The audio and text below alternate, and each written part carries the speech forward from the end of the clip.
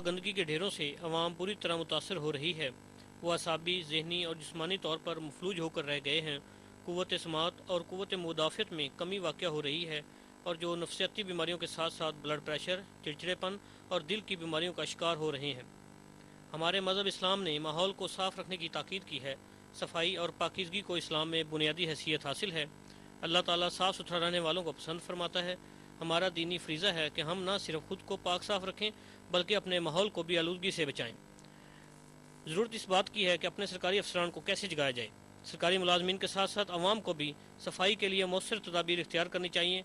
मुआशरे के तमाम तबकों में इनका शऊर बेदार करना चाहिए ताकि अवाम अपने माहौल को साफ़ सुथरा रखने के लिए मुस्बत किरदार अदा कर सकें।